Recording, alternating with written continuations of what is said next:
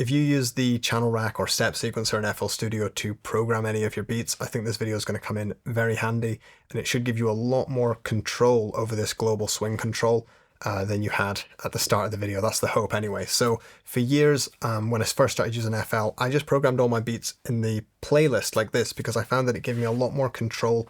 I could really move things around and humanize it the way I wanted, or I would simply play them in on a drum pad. The channel rack was always so much fun, but the issue is whenever I use the channel rack, and I don't know if you've ran into this, it just doesn't sound very human. Even when I spend loads of time to, adjust the velocity of all these steps, maybe I'm moving the shift of some of the steps individually. No matter what I do, it doesn't really sound very human. Let's take a listen. Now the snare does need a bit of work, but other than that, this is generally terrible. All the sounds are there, but you just don't want to groove to it. And this is where anyone would just grab the swing control and push it up. That's quite normal. And already it's got a little bit of bounce. You can push this really far. It's a bit too much. Now what this control is really doing, if I just solo in on the hats, it'll be very apparent. Maybe I'll turn the metronome on.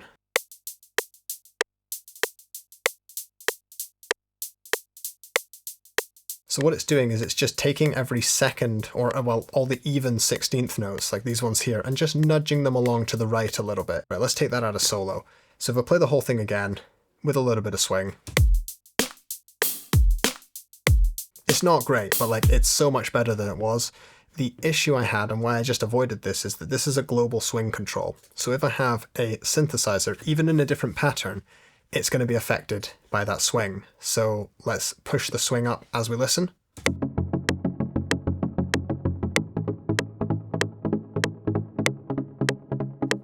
Which means that if you have, your drums grooving, anything else that uses MIDI, so any synths, any, bass lines, bass guitars, melodies, they're all also going to be swung or shifted in the same manner. So the real problem begins when you've sort of swung the drums the way you want, but then you play everything else,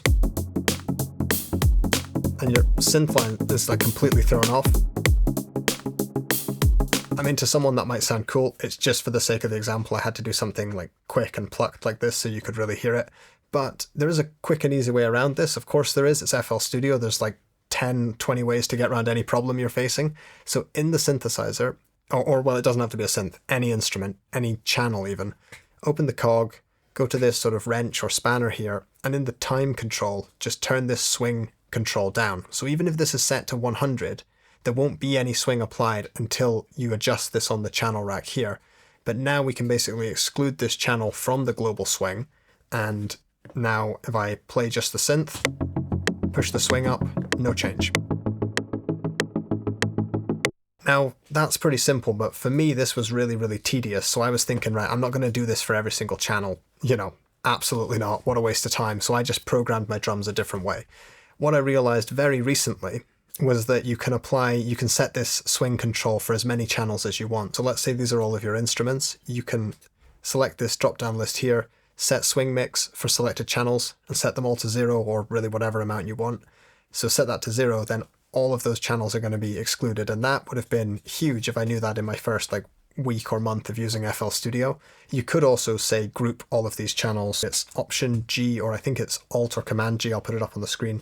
You could call that, say, instruments, hit enter, and then in your channel rack, everything's going to be grouped. So you're going to have audio, maybe you've got a drum group, maybe you've got instruments. This is a really messy project, but that's fine. It's just for the sake of showing you this. It's a pretty simple control. This sort of dates back, I think, to the original Linn drums, and all of your Akai MPCs are going to have this swing control. There's nothing too magic about it. I would still recommend, no matter what you do, to open up this stuff here, adjust, note pitch, velocity, repeat and stutter steps like I've got here. Just go in there, adjust the velocity, do everything you can to humanize it. I still recommend doing that, but just having more control over this global swing would have been pretty revolutionary for me if I found that out in the first week or even the first year of using FL, because I just kind of avoided using the channel rack for this reason. And as a result, my channel rack programming skills are actually quite weak compared to my other sort of ability in the software and other softwares.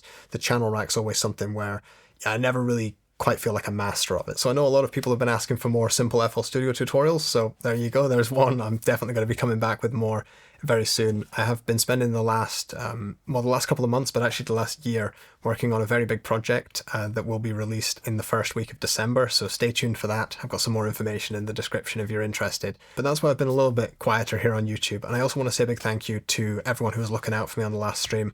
I was actually pretty unwell. I've gone to the doctor. I'm all good now, or I'm on the mend at least. So thank you everyone for having patience with me on that. But anyway, I'm so excited to share this with you in a couple of weeks. Anyway, thank you very much for watching. I hope you have a lovely week, and I'll see you in the next video. Bye for now.